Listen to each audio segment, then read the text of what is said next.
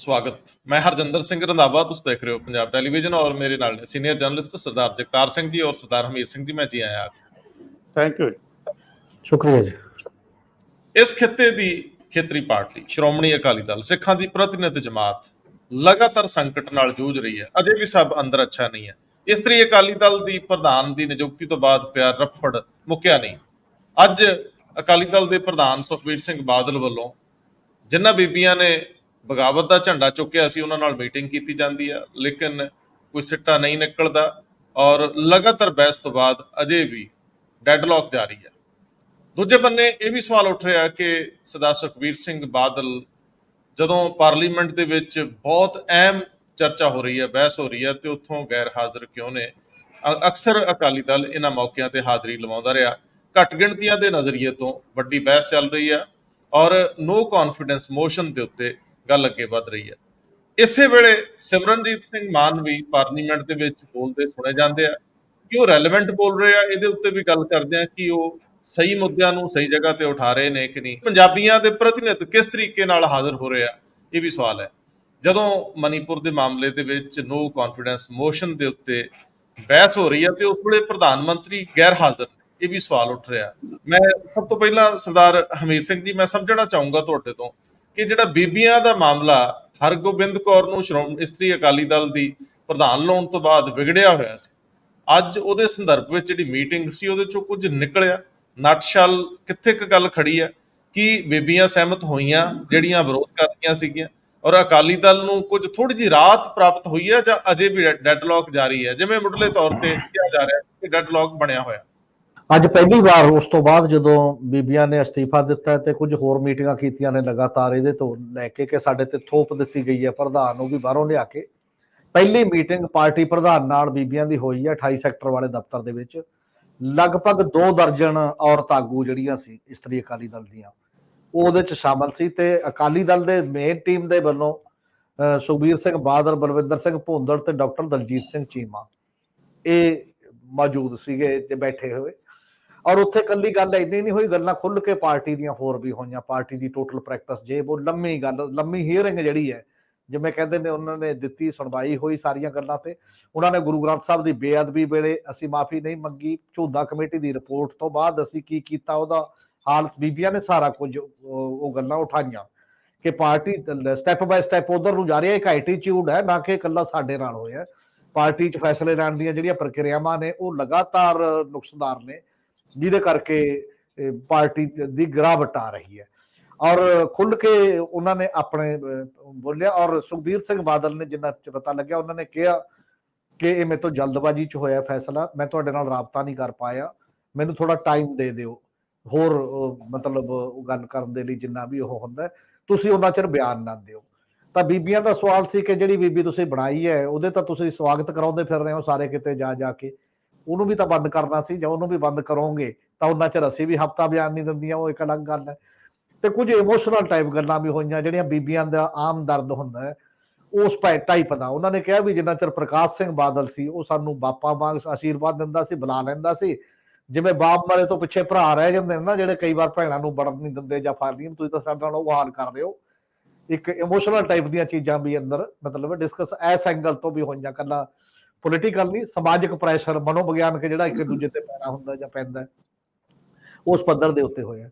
ਹੁਣ ਇਹ ਸੰਕਟ ਇੰਨਾ ਹੀ ਹੈ, ਬੀਬੀਆਂ ਨੇ ਡੈਡਲਾਈਨ ਇੰਨੀ ਜ਼ਰੂਰ ਦੇਤੀ ਹੈ ਕਿ ਠੀਕ ਹੈ ਹਫਤਾ ਤੁਹਾਨੂੰ ਦਿੱਤਾ, ਉਹ ਬੀਬੀ ਦੀ ਛਤਰ ਛਾਇਆ 'ਚ ਉਹਦੀ ਪ੍ਰਧਾਨਗੀ 'ਚ ਅਸੀਂ ਕੰਮ ਨਹੀਂ ਕਰ ਸਕਦੇ, ਨਹੀਂ ਸਾਡਾ ਉਹੀ ਫਿਰ ਫੈਸਲਾ ਹੈਗਾ ਹੀ ਹੈ ਜਿਸ ਲੈਵਲ ਦਾ ਗੱਲ ਹੈ। ਟੂ ਦੀ ਪੁਆਇੰਟ ਇਹ ਗੱਲ ਕਹਿ ਕੇ ਉਹ ਬੀਬੀਆਂ ਹਾਜ਼ਰ ਆ। ਫਿਰ ਉਦੋਂ ਬਾਅਦ ਸੁਖਬੀਰ ਸਿੰਘ ਬਾਦਲ ਤੋਂ ਬਾਅਦ ਡਾਕਟਰ ਚੀਮਾ ਨੇ ਵੀ ਕੁਝ ਮੇਨ ਲੀਡਰ ਬਿਠਾ ਕੇ ਰੱਖੀਆਂ ਕਾਫੀ ਦੇਰ। ਕੀ ਹੋਇਆ ਉਦੋਂ ਬਾਅਦ ਹੋਰ ਸ਼ਾਇਦ ਥੋੜਾ ਬਹੁਤ ਗੱਲ ਕੀਤੀ ਹੋਵੇ ਕਿਸੇ ਨਾ ਕਿਸੇ ਰੂਪ ਦੇ ਵਿੱਚ ਕਿ ਇਹ ਚੀਜ਼ਾਂ ਇਸ ਲੈਵਲ ਦੀਆਂ ਨੇ ਜਾਂ ਬਾਕੀ ਦੀਆਂ ਨੇ। ਔਰ ਇਹ ਗਲਤੀ ਸੁਖਬੀਰ ਦਾ ਮੰਨਣਾ ਆਪਦੇ ਆਪ 'ਚ ਬੀਬੀਆਂ ਦੇ ਉਹਦੇ 'ਚ ਕਿ ਮੈਂ ਜਲਦਬਾਜ਼ੀ ਕੀਤੀ, ਪਰ ਮੇਰਾ ਮਕਸਦ ਇਹ ਨਹੀਂ ਸੀ ਕਿਸੇ ਨੂੰ ਲੈਟ ਡਾਊਨ ਕਰਨਾ। ਮੇਰਾ ਮਕਸਦ ਸੀ ਕਿ ਪਾਰਟੀ ਡਾਊਨ ਜਾ ਰਹੀ ਹੈ, ਕੁਝ ਬਾਹਰੋਂ ਇਹੋ ਜਿਹੇ ਐਨਰਜੈਟਿਕ ਬੰਦੇ ਲਿਆ ਕੇ ਜੇ ਆਪਾਂ ਲੈ ਲਾਂਗੇ ਤਾਂ ਪਾਰਟੀ ਖੜੀ ਹੋ ਜਾਏਗੀ, ਸਰਗਰਮ ਹੋ ਜਾਏਗੀ, ਬਾਕੀ ਦੀਆਂ ਚੀਜ਼ਾਂ ਨੇ। ਤੇ ਉਹ ਕਹਿੰਦੇ ਨੇ ਵੀ ਬੀਬੀਆਂ ਨੇ ਕਿਹਾ ਵੀ ਕੱਲੀ ਹਰਗੋਬਿੰਦ ਕੌਰ ਕੱਲੀ ਆਈ ਹੈ ਤੁਹਾਡੀ ਪਾਰਟੀ ਦੇ ਵਿੱਚ, ਕੋਈ ਬੀਬੀਆਂ ਤਾਂ ਉਹਦੇ ਨਾਲ ਜਥੇ ਦੇ ਤੌਰ ਤੇ ਰਲੀਆਂ ਨਹੀਂ ਨਾ, ਉਹ ਤਾਂ ਇੱਕ ਆਂਗਣਵਾੜੀ ਵਰਕਰ ਨੇ, ਉਹ ਆਪਦੀਆਂ ਮੁਲਾਜ਼ਮਾਂ ਦੀ ਤਬਦੀ ਗੱਲ ਕਰਦੀਆਂ ਨੇ। ਉਹਨੂੰ ਪੰਜਾਬ 'ਚ ਪਹਿਲਾਂ ਪਰਖ ਲੈਂਦੇ, ਵੈਸੇ ਸ਼ਾਮਲ ਕਰ ਲੈਂਦੇ ਤੇ ਕਿੰਨੀਆਂ ਕੁ ਬੀਬੀਆਂ ਜੋੜਦੀ ਹੈ ਉਦੋਂ ਬਾਅਦ ਤੁਸੀਂ ਜਦੋਂ ਕੋਈ ਚੋਣ ਹੁੰਦੀ ਇਸਤਰੀ ਅਕਾਲੀ ਦਲ ਦੀ, ਫਿਰ ਦੇਖੀ ਜਾਂਦੀ ਜੋ ਵੀ ਚੀਜ਼ਾਂ ਹੁੰਦੀਆਂ ਨੇ, ਜਿਹੜਾ ਵੀ ਮੈਜੋਰਟੀ ਜਾਂ ਬਾਕੀ ਚੀਜ਼ਾਂ ਲਿਜਾਂਦਾ, ਤਾਂ ਤੁਸੀਂ ਉਸ ਲੈਵਲ ਦੀਆਂ ਗੱਲਾਂ ਕਰ ਸਕਦੇ ਸੀ। ਔਰ ਇਸ ਸਾਰੇ ਮਾਮਲੇ ਦੇ ਵਿੱਚ ਬੀਬੀਆਂ ਦਾ ਅਗਰੈਸਿਵ ਹੋਣਾ ਤੇ ਸੁਖਬੀਰ ਦਾ ਡਿਫੈਂਸਿਵ ਹੋਣਾ, ਮਤਲਬ ਇੱਕ ਇਹ ਗੱਲ ਤਾਂ ਦੱਸਦਾ ਕਿ ਉਹਨਾਂ ਤੇ ਪ੍ਰੈਸ਼ਰ ਹੈਗਾ, ਇਹ ਗੱਲ ਦਾ ਕਾਫੀ ਵੱਡਾ ਪ੍ਰੈਸ਼ਰ ਹੈ। ਉਹ ਪ੍ਰੈਸ਼ਰ ਤਾਂ ਹੈ ਕਿ ਬੀਬੀਆਂ ਅਜੇ ਤੱਕ ਇਕਜੁੱਟ ਨੇ, ਜਿੰਨੀਆਂ ਵੀ ਹੈ ਨੇ ਲਗਾਤਾਰ, ਉਹ ਸਾਰੀਆਂ ਆਪਦਾ ਤਾਲਮੇਲ ਉਸ ਕਰਕੇ ਚੱਲਦੀਆਂ ਨੇ ਕਿਸੇ ਨਾ ਕਿਸੇ ਰੂਪ ਚ। ਕੱਲ ਵੀ ਉਹਨਾਂ ਨੇ ਮੀਟਿੰਗ ਕੀਤੀ ਤਾਂ ਇੱਥੇ ਆਉਣ ਦੇ ਲਈ ਵੀ ਆਪਾਂ ਕੀ ਕਹਿਣਾ, ਕਿਹਨੇ ਬੋਲਣਾ, ਕੀ ਗੱਲ ਕਰਨੀ ਆ ਉਸ ਲੈਵਲ ਦੇ ਉੱਤੇ। ਔਰ ਦੂਜੀ ਗੱਲ, ਇੰਪੋਰਟੈਂਟ ਗੱਲ ਇਹਦੇ ਨਾਲ ਜੁੜੀ ਹੋਈ ਇਹ ਵੀ ਹੈ ਕਿ ਸੁਖਬੀਰ ਸਿੰਘ ਬਾਦਲ ਨੇ ਅੱਜ ਜਦੋਂ ਲੋਕ ਸਭਾ ਦੇ ਵਿੱਚ ਬਹੁਤ ਇਫੈਕਟਿਵ ਇਸ਼ੂ ਤੇ, ਜਿਹੜਾ ਬੇਭਰੋਸਗੀ ਦੇ ਮਤੇ ਤੇ ਚਰਚਾ ਹੋ ਰਹੀ ਹੈ, ਅਕਾਲੀ ਦਲ ਤੋਂ ਜਾਂ ਪੰਜਾਬ ਨੂੰ ਰਿਪਰੈਜ਼ੈਂਟ ਕਰਨ ਵਾਲੇ ਹੋਰ ਵੀ ਐਮਐਲਏ ਨੇ, ਪਰ ਇੱਕ ਪਾਰਟੀ ਦਾ ਪ੍ਰਧਾਨ ਦੇ ਤੌਰ ਤੇ ਉਹਨਾਂ ਨੂੰ ਪਾਰਲੀਮੈਂਟ ਚ ਹੋਣਾ ਚਾਹੀਦਾ ਸੀ। ਜਿਵੇਂ ਨਰਿੰਦਰ ਮੋਦੀ ਐਬਸੈਂਟ ਨੇ ਤੇ ਸਾਡੇ ਪ੍ਰਧਾਨ ਜੀ ਵੀ, ਅਕਾਲੀ ਦਲ ਦੇ ਪ੍ਰਧਾਨ ਵੀ ਪਾਰਲੀਮੈਂਟ ਚੋਂ ਐਬਸੈਂਟ ਕਿਉਂ ਨੇ? ਉੱਥੇ ਕੀ ਸਟੈਂਡ ਲੈਣਾ ਹੈ, ਕੀ ਨਹੀਂ ਲੈਣਾ, ਇਹ ਵੀ ਤਾਂ ਇੱਕ ਬੜੀ ਗੱਲ ਦੇ ਤੌਰ ਤੇ ਹੁੰਦੀ ਹੈ। ਇਹ ਗੱਲ ਇੱਕ ਦੋ ਦਿਨ ਅੱਗੇ ਪਿੱਛੇ ਹੋ ਸਕਦੀ ਸੀ ਜਿਹੜੀ ਬੀਬੀਆਂ ਵਾਲੀ, ਤਾਂ ਕੋਈ ਉਸ ਲੈਵਲ ਦੀ, ਜਾਂ ਫਿਰ ਇਹਨੂੰ ਇਹ ਸਮਝਿਆ ਜਾਏ ਕਿ ਬੀਬੀਆਂ ਦਾ ਬਾਹਰ ਜਾਣ ਕਰਕੇ ਪ੍ਰੈਸ਼ਰ ਹੀ ਇੰਨਾ ਸੀ ਕਿ ਉਹ ਜਲਦੀ ਨਿਪਟਾਉਣਾ ਬਹੁਤ ਜ਼ਰੂਰੀ ਹੈ, ਪਾਰਲੀਮੈਂਟ ਉਨੀ ਮਹੱਤਵ ਵਾਲੀ ਗੱਲ ਨਹੀਂ, ਜਾਂ ਫਿਰ ਇਹ ਸਮਝਿਆ ਜਾਏ ਕਿ ਸ਼੍ਰੋਮਣੀ ਅਕਾਲੀ ਦਲ ਇਸ ਮੁੱਦੇ ਤੇ ਕੋਈ ਸਟੈਂਡ ਲੈਣ ਤੋਂ ਝਿਜਕ ਰਿਹਾ ਹੈ। ਔਰ ਜਿਹੜਾ ਮਨੀਪੁਰ ਦਾ ਮਾਮਲਾ ਹੈ ਤੇ ਉੱਥੇ ਝਿਜਕ ਹੈ ਕਿ ਮੈਂ ਕੀ ਕਹੂੰਗਾ, ਉਹਦੇ ਪੱਖ ਜਾਊਂਗਾ ਜਾਂ ਉਹਦੇ ਪੱਖ ਜਾਊਂਗਾ। ਹਜੇ ਜਿੰਨਾ ਚਿਰ ਬੀਜੇਪੀ ਨਾਲ ਮਾਲ ਮੇਚ ਨਹੀਂ ਆਉਂਦੀ ਤੇ ਉਹਨਾਂ ਚਿਰ ਬੀਜੇਪੀ ਦੀ ਸਪੋਰਟ ਵੀ ਕਿਵੇਂ ਕਰੋਗੇ ਤੁਸੀਂ? ਔਰ ਜੇਕਰ ਵਿਰੋਧੀਆਂ ਦਾ ਸਵਾਲ ਹੈ ਤੇ ਉੱਥੇ ਸਵਾਲ ਮਨੀਪੁਰ ਦਾ ਹੈ, ਔਰ ਉਹ ਬਹੁਤ ਬੜਾ ਕੁਐਸਚਨ ਹੈ ਉੱਥੇ ਪੈਦਾ ਹੋਇਆ ਜਿਹੜਾ, ਉਹਦੇ ਤੇ ਵੀ ਇੱਕ ਜਦੋਂ ਜੇ ਇਹ ਬੋਲਦੇ ਨੇ ਖੜ ਕੇ ਤਾਂ ਇੱਕ ਅਕਾਲੀ ਦਲ ਦੇ ਬੈਕਗ੍ਰਾਉਂਡ ਹੈ, ਉਹਦੇ ਪ੍ਰਧਾਨ ਜਦੋਂ ਰਿਪਰੈਜ਼ੈਂਟ ਕਰਨਗੇ ਤਾਂ ਇਹਨਾਂ ਦਾ ਬੋਲਿਆ ਤੇ ਇੱਕ ਮਾਨੇ ਰੱਖਦਾ, ਮਤਲਬ ਕਿਸੇ ਨਾ ਕਿਸੇ ਰੂਪ ਦੇ ਵਿੱਚ ਜਾ ਕੇ ਉਹ ਸਾਰੇ ਮਾਮਲਿਆਂ ਦੇ ਵਿੱਚ। ਇਹ ਦੋ ਗੱਲਾਂ ਅੱਜ ਦੇ ਕਰਕੇ ਅਕਾਲੀ ਦਲ ਬਾਰੇ ਮਤਲਬ ਇੱਕ ਸੋਝੀ ਉਸ ਲੈਵਲ ਤੇ ਜ਼ਰੂਰ ਬਣਦੀ ਹੈ ਕਿ ਇਹਦੀ ਪ੍ਰਾਇੋਰਟੀ ਮਹੀਨਾ ਕਿਉਂ ਨਹੀਂ ਰਹੀ ਤੇ ਅੱਜ ਕਿਉਂ ਹੈ। ਇਹ ਅਕਾਲੀ ਦਲ ਨੂੰ ਸਵਾਲ ਪੁੱਛਿਆ ਹੀ ਜਾਣਾ, ਜਾਂ ਅਕਾਲੀ ਦਲ ਦੇ ਅੰਦਰ ਵੀ ਗੱਲ ਸ਼ਾਇਦ ਹੁੰਦੀ ਹੋਵੇ ਔਰ ਹੋਣੀ ਚਾਹੀਦੀ ਹੈ ਜੇਕਰ ਉਸ ਪੱਧਰ ਦੇ ਉੱਤੇ ਗੱਲ ਜਾਣਾ, ਜੇ ਉਹਨਾਂ ਨੇ ਰਿਪਰੈਜ਼ੈਂਟ ਕਰਨਾ ਸਾਰੇ ਸਿਸਟਮ 'ਚ ਆਪਣੇ ਆਪ ਨੂੰ। ਤੁਸੀਂ ਠੀਕ ਕਹਿ ਰਹੇ ਹੋ, ਦਹਾਕਿਆਂ ਤੱਕ ਸ਼੍ਰੋਮਣੀ ਅਕਾਲੀ ਦਲ ਪ੍ਰਤੀਨਿਧ ਰਿਹਾ ਇਸ ਖਿੱਤੇ ਦਾ, ਔਰ ਜਦੋਂ ਵੀ ਉਹ ਪਾਰਲੀਮੈਂਟ ਜਾਂ ਵੱਡੇ ਮੰਚਾਂ ਤੋਂ ਬੋਲਦਾ ਹੈ ਤਾਂ ਇਸ ਖਿੱਤੇ ਦੀ ਇੱਕ ਘੱਟ ਗਿਣਤੀ ਦੀ ਹਾਜ਼ਰੀ ਵੀ ਲੱਗਦੀ ਹੈ ਤੇ ਇਹਨਾਂ ਦੀ ਗੈਰ ਹਾਜ਼ਰੀ ਰੜਕਵੀਂ ਹੁੰਦੀ ਹੈ, ਔਰ ਇਹ ਰਵਾਇਤ ਪੁਰਾਣੀ ਹੈ। ਇਸ ਕਰਕੇ ਭਾਵੇਂ ਅਕਾਲੀ ਦਲ ਹੁਣ ਉਹਨਾਂ ਪ੍ਰਸੰਗਕ ਨਾ ਵੀ ਰਿਹਾ ਮੰਨਿਆ ਜਾਵੇ ਜਿਵੇਂ ਆਮ ਤੌਰ ਤੇ ਪਬਲਿਕ ਪਰਸੈਪਸ਼ਨ ਹੈਗੀ ਹੈ, ਪਰ ਫਿਰ ਵੀ ਜਿਹੜੀਆਂ ਟ੍ਰੈਡੀਸ਼ਨਸ ਹੁੰਦੀਆਂ ਨੇ ਉਹ ਉਵੇਂ ਹੀ ਮਾਨਤਾ ਰੱਖਦੀਆਂ ਨੇ। ਸੋ ਸੁਖਬੀਰ ਸਿੰਘ ਬਾਦਲ ਦਾ ਤੁਹਾਡੀ ਗੱਲ ਠੀਕ ਹੈ ਕਿ ਉੱਥੇ ਹੋਣਾ ਜ਼ਰੂਰੀ ਸੀਗਾ। ਵੈਸੇ ਸਰਦਾਰ ਜਗਤਾਰ ਸਿੰਘ ਜੀ, ਇਹਦੇ ਦੋ ਪਹਿਲੂ ਆ ਜਿਵੇਂ ਸਰਦਾਰ ਹਮੀਤ ਸਿੰਘ ਜੀ ਨੇ ਜ਼ਿਕਰ ਕੀਤਾ ਹੈ।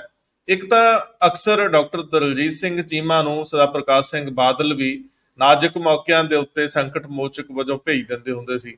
ਪਿੱਛੇ ਬੀਬੀ ਜਗੀਰ ਕੌਰ ਕੋਲ ਵੀ ਜਦੋਂ ਇਹ ਨਾਰਾਜ਼ਗੀ ਹੋਈ ਤੇ ਉਹਨਾਂ ਨੂੰ ਤਰਖੜਾ ਸਾਹਿਬ ਨੂੰ ਘੰਟਿਆਂ ਬੱਧੀ ਉਹਨਾਂ ਨੇ ਮੀਟਿੰਗ ਕੀਤੀ। ਹੁਣ ਵੀ ਸ਼ਾਇਦ ਉਹਨਾਂ ਨੂੰ ਇਸ ਕੰਮ ਤੇ ਲਾਇਆ ਹੋਵੇ ਕਿ ਤੁਸੀਂ ਇਹਦਾ ਕੋਈ ਹੱਲ ਕੱਢੋ। ਦੂਜਾ ਕਿ ਜਿਹੜੀ ਗੱਲ ਅਕਾਲੀ ਦਲ ਦੇ ਵਿੱਚ ਮੇਨ ਲੀਡਰਸ਼ਿਪ ਝੁੰਦਾ ਕਮੇਟੀ ਤੋਂ ਬਾਅਦ ਦੇ ਮਾਹੌਲ ਦੇ ਵਿੱਚ ਨਹੀਂ ਕਰ ਸਕੀ ਆਪਣੇ ਪ੍ਰਧਾਨ ਨਾਲ, ਉਹ ਜੇ ਬੀਬੀਆਂ ਉਠਾ ਰਹੀਆਂ ਤਾਂ ਕੀ ਜਿਹੜੀ ਮੇਨ ਲੀਡਰਸ਼ਿਪ ਹੈ ਜਿਨ੍ਹਾਂ ਦੇ ਵਿੱਚ ਵੱਡੇ ਵੱਡੇ ਔਰੇ ਵਾਲੇ ਲੀਡਰ ਆ, ਵੱਡੇ ਵੱਡੇ ਮੰਤਰੀ ਰਹੇ ਆ, ਮੈਂ ਇਹ ਜ਼ਰੂਰ ਤੁਹਾਡੇ ਤੋਂ ਸਮਝਣਾ ਚਾਹੁੰਦਾ ਵੀ ਉਹਨਾਂ ਉਹ ਗੱਲ ਨਹੀਂ ਕੀਤੀ ਜਿਹੜੀਆਂ ਬੀਬੀਆਂ ਕਰ ਰਹੀਆਂ ਨੇ। ਇਹਨੂੰ ਜ਼ਰਾ ਥੋੜਾ ਜਿਹਾ ਟੱਚ ਕਰ ਦਿਓ। ਗੱਲ ਇਹ ਹੈ ਕਿ ਜਿਹੜਾ ਬੀਬੀ ਵਾਲਾ ਮਸਲਾ ਹੈ, ਇਹਨੇ ਇੱਕ ਵਾਰ ਪਾਰਟੀ ਦੀ ਜਿਹੜੀ ਸਾਰੀ ਸੀਨੀਅਰ ਲੀਡਰਸ਼ਿਪ ਹੈ ਉਹਨੂੰ ਇੱਕ ਖਲੂਣਾ ਦਿੱਤਾ ਹੈ। ਜਿਹੜੀ ਅੰਦਰੋਂ ਖਬਰ ਆ ਰਹੀ ਹੈ, ਆਲਮੋਸਟ ਸਾਰੇ ਹੀ ਲੀਡਰ ਹੁਣ ਇਸ ਸਿਚੁਏਸ਼ਨ ਬਾਰੇ ਕੰਸਰਨਡ ਹੈ ਕਿ ਜੋ ਕੁਝ ਹੋ ਰਿਹਾ ਹੈ ਇਸ ਸਿਚੁਏਸ਼ਨ ਦੇ ਵਿੱਚ ਪਾਰਟੀ ਦਾ ਰਿਵਾਈਵ ਹੋਣਾ ਬਹੁਤ ਔਖਾ ਹੈ। ਜੇ ਰਿਵਾਈਵ ਹੋਣਾ ਔਖਾ ਹੈ ਤੇ ਇਹ ਫਿਰ ਇਸ ਤੋਂ ਬਾਅਦ ਕੀ ਕੀਤਾ ਜਾਣਾ ਚਾਹੀਦਾ ਹੈ? ਮੇਰੇ ਖਿਆਲ ਦੇ ਵਿੱਚ ਇਹ ਇਨਫੋਰਮੇਸ਼ਨ ਥੋੜੀ ਜਿਹੀ ਸਰਦਾਰ ਸੁਖਬੀਰ ਸਿੰਘ ਬਾਦਲ ਕੋਲ ਵੀ ਪਹੁੰਚ ਗਈ ਹੋਣੀ ਹੈ। ਸੋਰਸ ਤਾਂ ਹੁੰਦੇ, ਗੱਲ ਤਾਂ ਉਹੀ ਬੰਦੇ ਹੁੰਦੇ ਹੈ ਚਾਰੇ ਪਾਸੇ।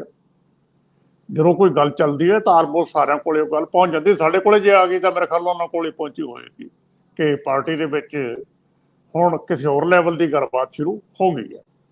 ਮਸਲਾ ਸਿਰਫ ਬੀਬੀਆਂ ਦਾ ਨਹੀਂ ਰਹਿ ਗਿਆ। ਬੀਬੀਆਂ ਦੇ ਰਿਪੋਰਟ ਨੇ ਇੱਕ ਵਾਰੀ ਹਿਲਾਇਆ ਜ਼ਰੂਰ ਹੈ ਸਾਰੀ ਲੀਡਰਸ਼ਿਪ ਨੂੰ, ਖਾਸ ਕਰਕੇ ਜਦੋਂ ਸੁਖਬੀਰ ਸਿੰਘ ਬਾਦਲ ਨੇ ਬਿਨਾਂ ਕਿਸੇ ਨੂੰ ਕੰਸਲਟ ਕੀਤੇ ਬੀਬੀ ਹਰਗੋਬਿੰਦ ਕੌਰ ਨੂੰ ਲਿਆ ਕੇ ਇਸਤਰੀ ਵਿੰਗ ਦਾ ਪ੍ਰਧਾਨ ਬਣਾਤਾ।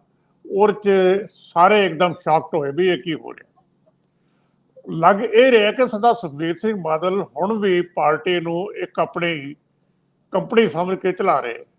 ਮੈਨੇਜਮੈਂਟ ਟੈਕਨੀਕਸ, ਜੇ ਉਹਨਾਂ ਨੂੰ ਲੱਗਿਆ ਜੇ ਇਸਤਰੀ ਵਿੰਗ ਠੀਕ ਉਹਨਾਂ ਦੇ ਮੁਤਾਬਕ ਕੰਮ ਨਹੀਂ ਕਰ ਰਿਹਾ ਤੇ ਵਿੰਗ ਹੀ ਬਦਲ ਦਿਓ, ਉਹਦੀ ਪ੍ਰਧਾਨ ਹੋਰ ਲਿਆ ਕੇ ਲਾ ਦਿਓ।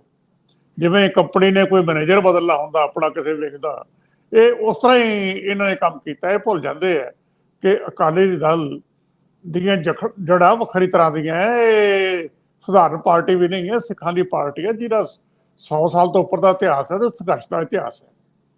ਇਹ ਇਸ ਤਰ੍ਹਾਂ ਨਹੀਂ ਚੱਲ ਸਕਦੀ। ਇਹ ਠੀਕ ਹੈ ਕਿ 2007 ਦੇ ਇਲੈਕਸ਼ਨ ਜਦੋਂ ਸੁਖਬੀਰ ਜੀ ਨੂੰ ਸਿਹਰਾ ਦਿੱਤਾ ਗਿਆ ਕਿ ਜਿਤਾਉਣ ਦਾ, ਤੇ ਫਿਰ 12 ਦਾ ਵੀ ਸੁਖਬੀਰ ਜੀ ਦਾ ਕਮਾਲ ਦੇ ਮੈਨੇਜਰ ਹੈ, ਇਲੈਕਸ਼ਨ ਮੈਨੇਜਰ, ਉਹ ਮੇਰੇ ਖਿਆਲ 'ਚ ਉਸ ਸਾਈਕੀ 'ਚੋਂ ਨਿਕਲੇ ਨਹੀਂ। ਤੇ ਇਸੇ ਕਰਕੇ ਪਾਰਟੀ ਲਗਾਤਾਰ ਸੈਟਬੈਕ ਦੇ ਵਿੱਚ ਜਾ ਰਹੀ ਹੈਗੀ ਹੈ। ਹੁਣ ਜਿਹੜੀ ਗੱਲ ਹਮੀਰ ਜੀ ਨੇ ਕਹੀ ਕਿ ਸਾਰੇ ਇਸ਼ੂ ਹੀ ਡਿਸਕਸ ਹੋਏ ਹੈ ਕਿ ਮੇਜਰ ਸਿਚੁਏਸ਼ਨ ਦੇ ਵਿੱਚ ਪਾਰਟੀ ਦੀ ਲੀਡਰਸ਼ਿਪ ਨੇ ਕਿਵੇਂ ਰਿਐਕਟ ਕੀਤਾ ਹੈ, ਤੇ ਇਹ ਮੇਰੇ ਖਿਆਲ ਦੇ ਵਿੱਚ ਪਹਿਲੀ ਵਾਰੀ ਇਹ ਗੱਲ ਹੋ ਰਹੀ ਹੈ। ਨਹੀਂ ਤਾਂ ਨਾਰਮਲੀ, ਕਿਉਂਕਿ ਬਾਕੀ ਲੀਡਰ ਵੀ ਮੈਂ ਕਹਿੰਦਾ ਹੁੰਦੇ ਉਹ ਇਹ ਜਿੰਨੀਆਂ ਗਲਤੀਆਂ ਹੋਈਆਂ ਸਾਰੇ ਉਹ ਇਹਦੇ 'ਚ ਭਾਈਵਾਲ ਹੈ ਜੀ। ਮੈਂ ਇਕੱਲਾ ਸੁਖਬੀਰ ਸਿੰਘ ਬਾਦਲ ਨੂੰ ਕਦੇ ਜ਼ਿੰਮੇਦਾਰ ਨਹੀਂ ਠਹਿਰਾਉਂਦਾ ਹੁੰਦਾ। ਆਫਟਰ ਆਲ ਲੀਡਰਸ਼ਿਪ ਤਾਂ ਕਲੈਕਟਿਵ ਹੁੰਦੀ ਹੈ। ਉਸ ਵੇਲੇ ਇਹ ਲੀਡਰਸ਼ਿਪ ਨੂੰ ਟੋਕ ਸਕਦੇ ਸੀ, ਭਾਵੇਂ ਸਰਦਾਰ ਬਾਦਲ ਸੀਗੇ। ਪਾਰਟੀ ਦਾ ਇਤਿਹਾਸ ਹੈ ਅਕਾਲੀ ਦਲ ਦਾ, ਕਲੈਕਟਿਵ ਲੀਡਰਸ਼ਿਪ ਦਾ। ਇਹਨਾਂ ਦੀ ਵਰਕਿੰਗ ਕਮੇਟੀ ਦੀ ਮੀਟਿੰਗ ਕਈ ਵਾਰੀ 2-3 ਦਿਨ ਚੱਲਦੀ ਸੀਗੀ, ਜਿਹਦੇ 'ਚ ਪੂਰੀ ਡਿਸਕਸ਼ਨ ਤੋਂ ਬਾਅਦ ਫੈਸਲੇ ਲਏ ਜਾਂਦੇ ਸੀ ਪੂਰੀ ਸ਼ਰੀਰ ਤੇ। ਉਹ ਸਿਸਟਮ ਹੀ 1996 ਤੋਂ ਬਾਅਦ ਵਰਚੁਅਲੀ ਖਤਮ ਹੁੰਦਾ ਚਲਾ ਗਿਆ, ਫੇਜ਼ ਆਊਟ ਹੋ ਗਿਆ। ਔਰ ਜਦੋਂ ਅਕਾਲੀ ਦਲ ਯੂਨੀਪੋਲਰ ਹੋ ਗਿਆ ਟੋੜਾ ਸਾਹਿਬ ਦੇ ਜਾਣ ਤੋਂ ਬਾਅਦ, ਫਿਰ ਤਾਂ ਗੱਲ ਹੀ ਖਤਮ ਹੋ ਗਈ। ਫਿਰ ਤਾਂ ਜੋ ਇੱਕ ਪਰਿਵਾਰ ਨੇ ਕਰਨਾ ਸੀ ਕੀਤਾ ਜਾਂਦਾ। ਹੁਣ ਤਾਂ ਕੋਈ ਸਿਚੁਏਸ਼ਨ ਚੱਲ ਰਹੀ ਹੈ, ਇੱਥੇ ਗੜਬੜ ਹੈਗੀ ਹੈ। ਤੇ ਬੀਬੀਆਂ ਦੀ ਜਿਹੜੀ ਬਗਾਵਤ ਹੈ, ਇਹ ਉਹਦਾ ਇੱਕ ਸਿਮਟਮ ਹੈ ਕਿ ਅੰਦਰ ਪਾਰਟੀ ਦੇ ਵਿੱਚ ਕਿੰਨੀ ਗੜਬੜ ਹੈਗੀ ਹੈ, ਉਹ ਇਹ ਤੋਂ ਪਤਾ ਲੱਗਦਾ ਹੈ। ਦੂਜਾ, ਸੁਖਬੀਰ ਸਿੰਘ ਬਾਦਲ ਦੀ ਨੈਸ਼ਨਲ ਲੈਵਲ ਤੇ ਜਿਹੜੀ ਅੱਜ ਗੈਰ ਹਾਜ਼ਰੀ ਹੈ। ਅਕਾਲੀ ਦਲ ਆਲਮੋਸਟ ਜਦੋਂ ਦਾ ਬਣਿਆ ਉਦੋਂ ਤੋਂ ਹੀ ਇਹ ਨੈਸ਼ਨਲ ਪੋਲੀਟੀਕਲ ਡਿਸਕੋਰਸ ਦਾ ਪਾਰਟ ਰਿਹਾ ਹੈ। 1947 ਤੋਂ ਪਹਿਲਾਂ, 1947 ਤੋਂ ਬਾਅਦ ਇਹ ਪਹਿਲੀ ਵਾਰ ਹੈ ਮੇਰੇ ਖਿਆਲ ਦੇ ਵਿੱਚ ਕਿ ਜਦੋਂ ਮੁਲਕ ਦੇ ਵਿੱਚ ਇੱਕ ਕ੍ਰੂਸ਼ਲ ਸਿਚੁਏਸ਼ਨ ਦਾ ਸਾਹਮਣਾ ਕੀਤਾ ਜਾ ਰਿਹਾ ਹੈ, ਨੈਸ਼ਨਲ ਪੋਲੀਟੀਕਲ ਡਿਸਕੋਰਸ ਸਾਰਾ ਪੋਲਰਾਈਜ਼ ਹੋ ਰਿਹਾ ਹੈ, ਉਸ ਵੇਲੇ ਅਕਾਲੀ ਦਲ ਕਿਤੇ ਨਜ਼ਰ ਹੀ ਨਹੀਂ ਆ ਰਿਹਾ। ਸਿਚੁਏਸ਼ਨ ਗੱਲ ਇਹ ਨਹੀਂ ਸੀ ਹੁੰਦੀ ਕਿ ਅਕਾਲੀ ਦਲ ਦੀ ਸਟਰੈਂਥ ਕੀ ਹੈ। ਅਕਾਲੀ ਦਲ ਦੀ ਇਫੈਕਟਿਵਨੈਸ ਤੇ ਅਕਾਲੀ ਦਲ ਦੀ ਸਿਆਸਤ, ਇਹ ਸਾਰੇ ਮੁਲਕ ਦੇ ਵਿੱਚ ਇੰਪੈਕਟ ਕਰਦੀ ਸੀਗੀ। ਐਮਰਜੈਂਸੀ ਲੈ ਲਓ, 47 ਤੋਂ ਬਾਅਦ ਹੀ ਮੈਂ ਗੱਲ ਕਰਦਾ, ਲਗਾਤਾਰ ਹਰ ਸਿਚੁਏਸ਼ਨ ਦੇ ਵਿੱਚ ਅਕਾਲੀ ਦਲ ਨੇ ਰੋਲ ਪਲੇ ਕੀਤਾ ਹੈ। ਇਹ ਪਹਿਲੀ ਵਾਰ ਹੈ ਕਿ ਸਰਦਾਰ ਸੁਖਬੀਰ ਸਿੰਘ ਬਾਦਲ ਅਕਾਲੀ ਦਲ ਦੇ ਪ੍ਰਧਾਨ ਜਾਂ ਅਕਾਲੀ ਦਲ ਪਾਰਟੀ ਐ ਸੱਚ ਮੈਨੂੰ ਅੱਜ ਲੋਕ ਸਭਾ ਦੇ ਵਿੱਚ ਨਜ਼ਰ ਨਹੀਂ ਆਏ। ਸੁਖਬੀਰ ਸਿੰਘ ਜੀ ਦਾ ਸੀ ਹੀ ਚੰਡੀਗੜ੍ਹ। ਕੀ ਇਹ ਜਿਹੜੀ ਸਿਚੁਏਸ਼ਨ ਪੰਜਾਬ ਦੀ ਫੇਸ ਕਰ ਰਹੇ ਹੈ, ਨੈਸ਼ਨਲ ਸਿਚੁਏਸ਼ਨ ਤੋਂ ਇਹਦਾ ਮਤਲਬ ਜ਼ਿਆਦਾ ਇੰਪੋਰਟੈਂਟ ਹੈ ਇਹਨਾਂ ਵਾਸਤੇ। ਲੇਕਿਨ ਜਿਹੜੀ ਵਿਜ਼ਿਬਿਲਿਟੀ ਨੈਸ਼ਨਲ ਮੇਨ ਸਟ੍ਰੀਮ ਦੇ ਵਿੱਚ ਉਹ ਹੋਣੀ ਚਾਹੀਦੀ ਹੈ, ਉਹ ਇਸ ਪਾਰਟੀ ਵਾਸਤੇ ਬਹੁਤ ਜ਼ਰੂਰੀ ਸੀ। ਜਾਂ ਇਹ ਇੱਕ ਸ਼ਸ਼ੋਪਾਈ ਦੇ ਵਿੱਚ ਹੈਗੇ ਹੈ ਕਿ ਅਸੀਂ ਪੋਜੀਸ਼ਨ ਕੀ ਲਈਏ ਨੋ ਕੌਨਫੀਡੈਂਸ ਮੋਸ਼ਨ ਦੇ ਮਾਮਲੇ 'ਚ। ਇਹਨਾਂ ਦੀ ਝਾਕ ਮੁੱਕੀ ਨਹੀਂ ਬੀਜੇਪੀ ਦੇ ਨਾਲ ਜਾਣ ਤੋਂ। ਇਹਦਾ ਮਤਲਬ ਇਹ ਹੈ ਇਹ ਲਗਾਤਾਰ ਉਧਰ ਦੇਖ ਰਹੇ ਆ ਵੀ ਉਧਰ ਜਾਈਏ ਜਾਂ ਕੀ ਕਰੀਏ। ਇਸ਼ੂ ਇਸ ਵੇਲੇ ਇਹ ਨਹੀਂ ਹੈ ਕਿ ਕਾਂਗਰਸ ਇੱਕ ਗਰੁੱਪ ਨੂੰ ਲੀਡ ਕਰ ਰਹੀ ਹੈ ਜਾਂ ਕਿਹੜੀ ਪਾਰਟੀ ਕਰ ਰਹੀ ਹੈ। ਇਸ਼ੂ ਇਹ ਹੈ ਕਿ ਮੁਲਕ ਦੇ ਵਿੱਚ ਇਸ ਵੇਲੇ ਕੀ ਹੋ ਰਿਹਾ ਹੈ, ਤੇ ਉਸ ਮੁਲਕ ਦੇ ਵਿੱਚ ਇੱਕ ਅਕਾਲੀ ਦਲ ਵਰਗੀ ਪਾਰਟੀ ਜਿਹਦਾ ਇੱਕ ਆਪਣਾ ਇਤਿਹਾਸ ਹੈ, ਪ੍ਰੋ ਪੀਪਲ, ਉਹਨੇ ਕੀ ਸਟੈਂਡ ਲੈਣਾ ਹੈ। ਪ੍ਰੋ ਮਾਨਵਤਾਵਾਦੀ ਪਾਰਟੀ, ਪ੍ਰੋ ਪੀਪਲ ਪਾਰਟੀ, ਉਹਦਾ ਕੀ ਸਟੈਂਡ ਹੋਣਾ ਚਾਹੀਦਾ ਹੈ। ਕਿ ਉਹ ਇੱਕ ਉਸ ਪਾਰਟੀ ਨਾਲ ਹੁਣ ਵੀ ਖੜਨ ਨੂੰ ਤਿਆਰ ਹੈ ਜਿਹੜੀ ਸਾਰੇ ਨੈਸ਼ਨਲ ਪੋਲੀਟੀਕਲ ਡਿਸਕੋਰਸ ਨੂੰ ਪੋਲਰਾਈਜ਼ ਕਰ ਰਹੀ ਹੈ, ਬੰਦੇ ਨੂੰ ਬੰਦੇ ਨਾਲ ਲੜਾ ਰਹੀ ਹੈ। ਇਸ਼ੂਜ਼ ਵੱਡੇ ਹੈਗੇ ਆ।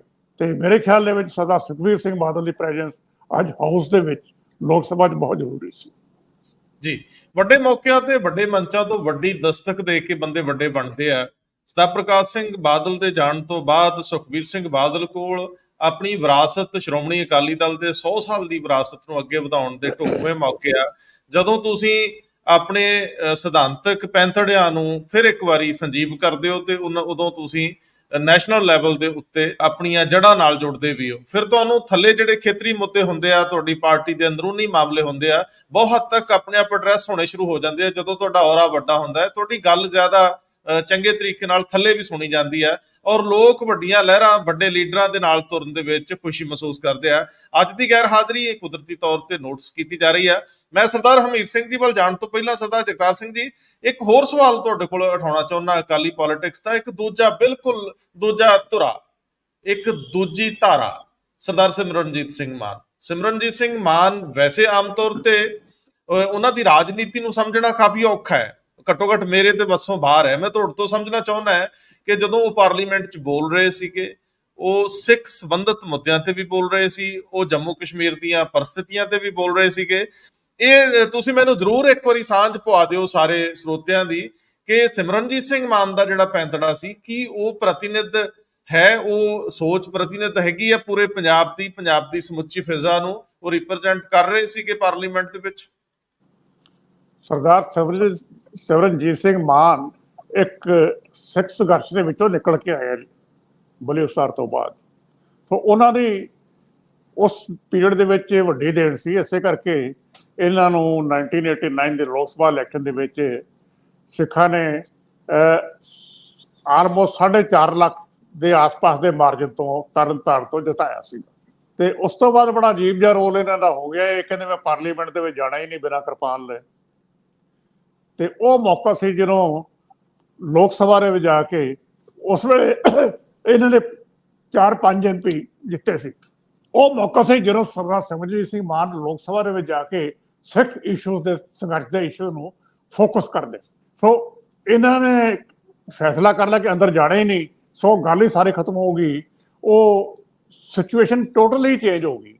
ਉਸ ਤੋਂ ਬਾਅਦ ਮਾਨ ਸਾਹਿਬ ਦਾ ਰੋਲ ਅੱਜ ਮੈਂ ਹੁਣ ਸਿੱਧਾ ਹੀ ਉੱਥੇ ਹੋਣਾ।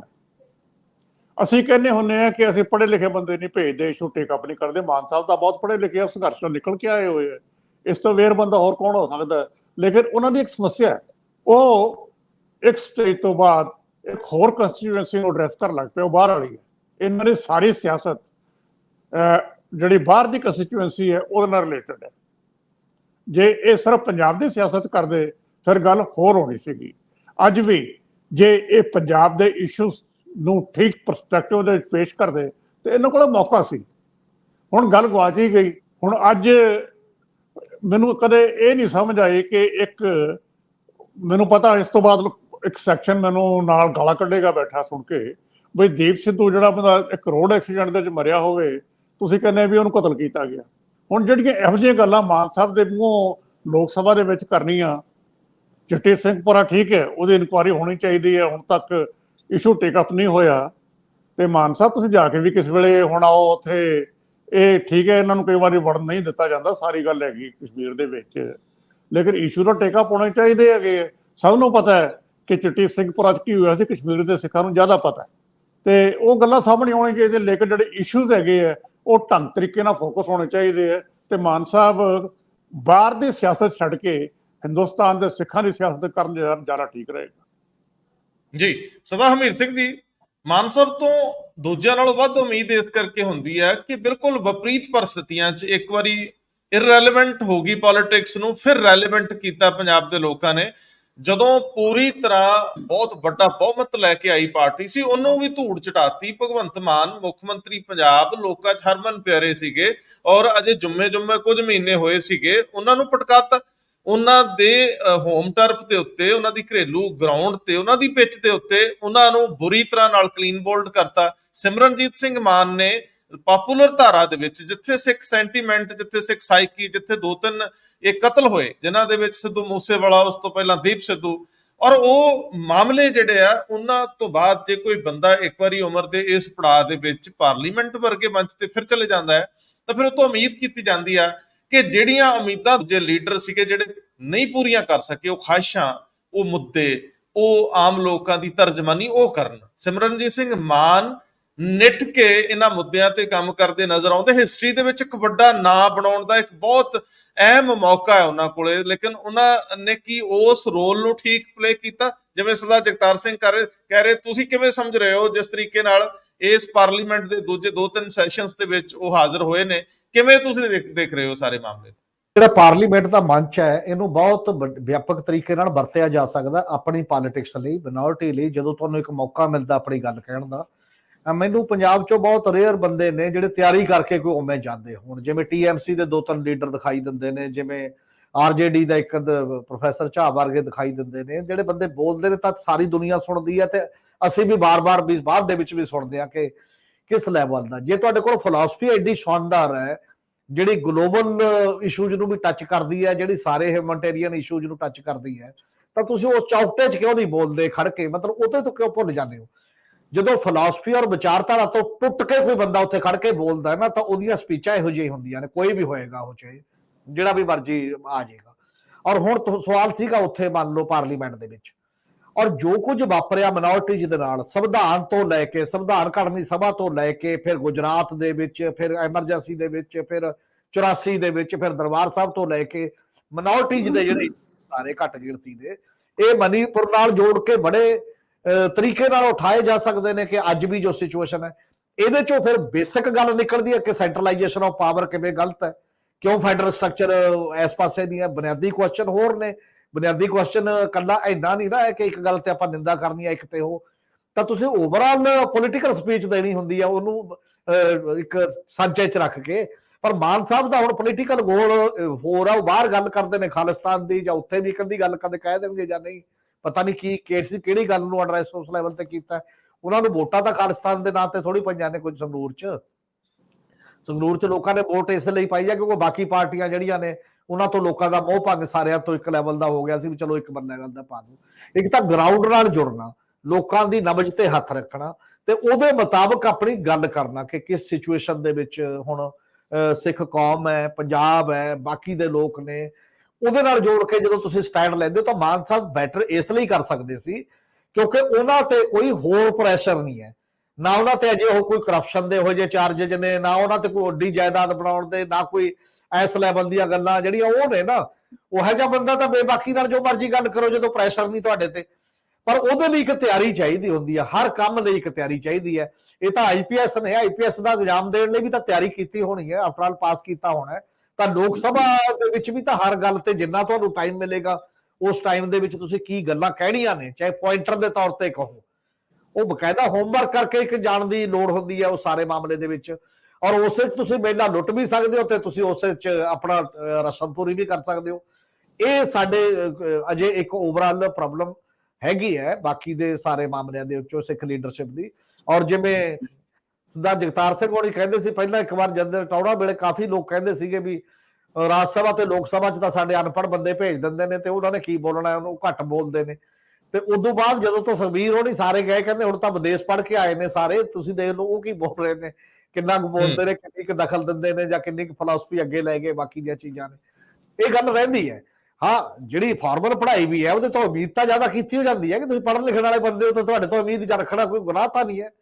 ਤੁਸੀਂ ਸਾਬਤ ਕਰੋਗੇ ਤੁਸੀਂ ਪੜ੍ਹੇ ਲਿਖੇ ਬੰਦੇ ਹੋ ਤੇ ਤੁਸੀਂ ਦੂਜੇ ਦੇ ਮੁਕਾਬਲੇ ਜ਼ਿਆਦਾ ਬੈਟਰ ਕਰ ਰਹੇ ਹੋ, ਤਾਂ ਹੀ ਤੁਹਾਨੂੰ ਜ਼ਿਆਦਾ ਸੂਝਵਾਨ ਤੇ ਜ਼ਿਆਦਾ ਲੀਡਰ ਉਸ ਲੈਵਲ ਤੇ ਮੰਨਣਗੇ।